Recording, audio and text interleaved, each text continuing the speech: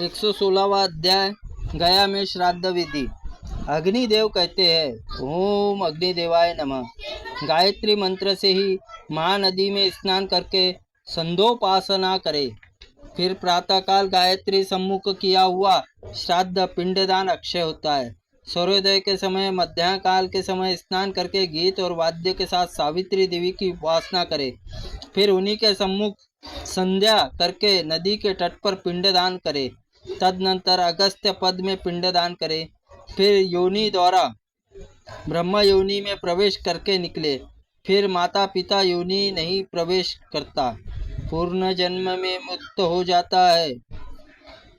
तत्पश्चात काल शिला पर बलि देकर कुमार कार्तिकेय को प्रणाम करे। इसके स्वर्ग द्वार पर सोमकुंड और वायु तीर्थ पिंडदान करे। फिर आकाश गंगा और कपिला तट पर पिंड दे। फिर कपिलेश्वर शिव को प्रणाम करके रुक्मणी कुंड पर पिंडदान करे।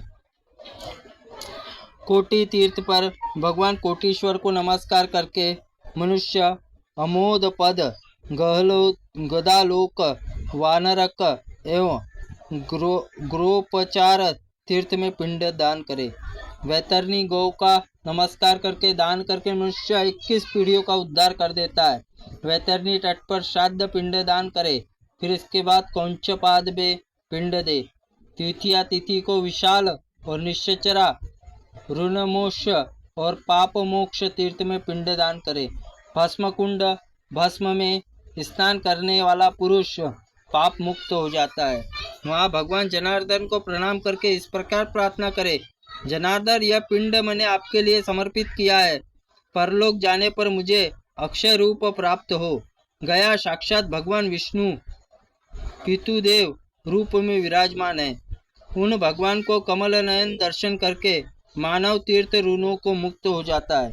तदनंतर मार्कंडेश्वर प्रणाम करके मनुष्य गृदेश्वर के नमस्कार करे। महादेव जी मूल क्षेत्र धारा में पिंडदान करना चाहिए।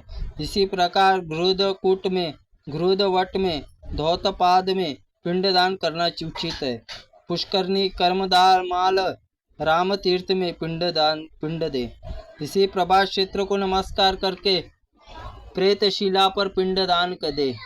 उस समय इस प्रकार करे, दिव्य लोक, अंतरिक्ष लोक तथा भूमि लोक में मेरे पितर बांधव सभी बंदी संबंधी प्रेत आदि रूप में रहते हैं, वे सब लोग इनको मेरे दिए हुए पिंड के प्रभाव से मुक्ति लाभ करे। प्रेतशिला 3 स्थानों में अत्यंत पावन मानी गई है, गया शीर्ष, प्रभास तीर्थ और प्रेम कुंड। इसमें पिंडदान करने वाला पुरुष अपने कुल का उद्धार कर देता है। वशिष्ठेश्वर नामक नमस्कार करके उसके आगे पिंडदान करे और गया, नाभि, सुषुम्ना और महाकोटि में पिंडदान करे। भगवान गदाधर सामने मुंड पृष्ठ पर, देवी समीप पिंडदान करे। पहले क्षेत्रपाल आदि सहित मुख्य पुष्ट पर नमस्कार कर लेना चाहिए। उनका पूजन करने भय नाश होता है, विष रोगों का आदि कुप्रभाव भी दूर हो जाता है। ब्रह्मा जी प्रणाम करने के बाद मनुष्य अपने कुल में ब्रह्मलोक पहुंचा देता है। सुभद्रा, बलभद्र, भगवान पुरुषोत्तम पूजन करने के लिए मनुष्य संपूर्ण कामनाओं को प्राप्त करके अपने कुल का उद्धार कर देता है।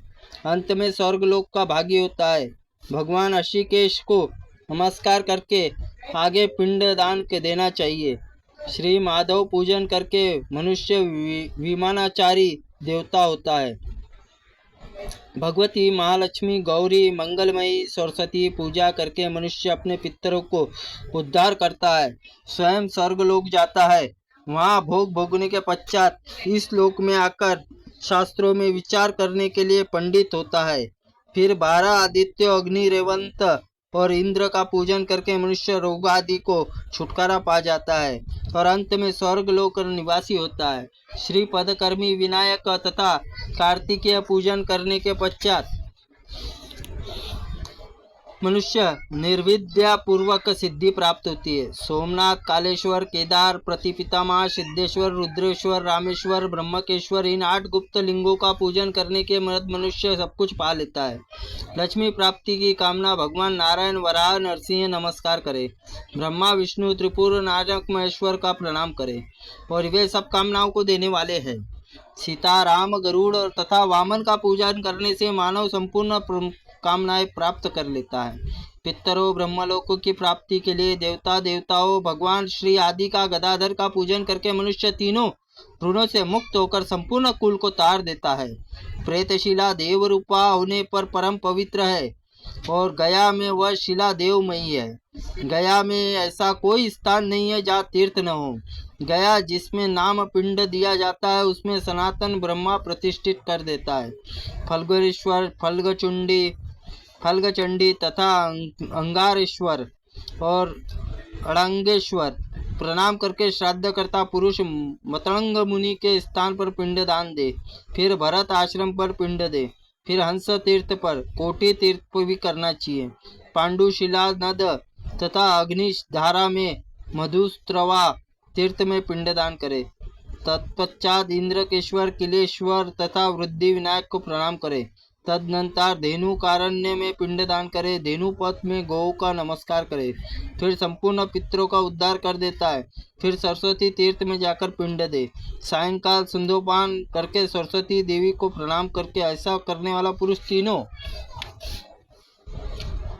तीनों काल के संध्योपासना में तत्पर वेद और वेदांग पारंगत विद्वान होता है। गया की परिक्रमा करके वहां ब्राह्मणों को पूजन करके गया तीर्थ में किया हुआ अन्नदान आदि संपूर्ण पुण्य अक्षय होता है। भगवान गदाधर की स्तुति करके इस प्रकार करे। जो आदि देवता गदाधर धारण करने वाले, गया निवासी तथा पितर आदि के सद्गति देने वाले तथा योगदाता भगवान गदाधर को मैं अर्थ, काम और मोक्ष की प्राप्ति के लिए प्रणाम करता हूँ।